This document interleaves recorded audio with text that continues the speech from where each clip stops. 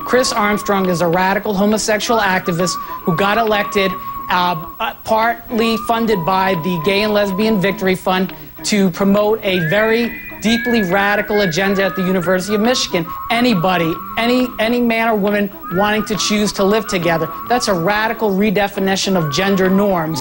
Well, his actions are offensive. Well, Anderson, the civil service employees in the federal system, and by extension in the state system, have free First Amendment rights outside of the work as long as it doesn't impact their performance at their job.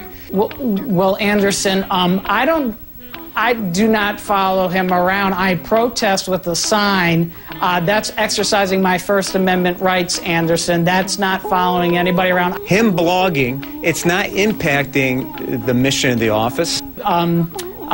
This is speech put on a blog. Excuse me, Anderson, He's clearly a bully. I've protested outside of his house, yes. Why is he still employed? Well, for a number of reasons. Here in America, we have this thing called the First Amendment. Do you consider yourself a bigot?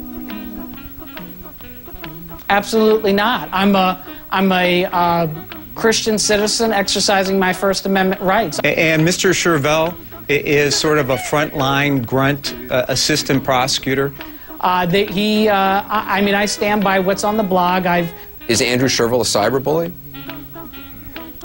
Well, that's a pamphlet by a different agency, and I'm glad you brought... I wasn't the only first person to criticize Chris. Off hours, he's free to engage under both our civil service rules. So I'm not the only person that has criticized Chris, and I'm not the first person to criticize Chris.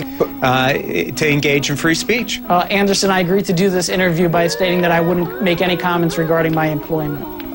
But, you know, conduct unbecoming is one of those empty vessel statements. I sense a lot of anger in your voice, Anderson, and I don't understand where that's coming from. And, you know, quite frankly, I feel embarrassed for Mr. Armstrong. Like I said, this is a political campaign. Chris, in any political campaign, basically, if you've been involved in political campaigns before...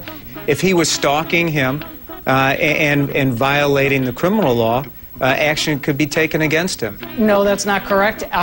His job is he helps preserve state criminal convictions when they're challenged in federal court. He does that well from 8:30 to 5 very well.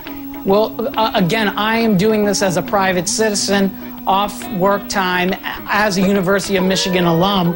Well, you know, Mr. Toobin reminds me of the old joke. I'm not a lawyer, but I play one on TV.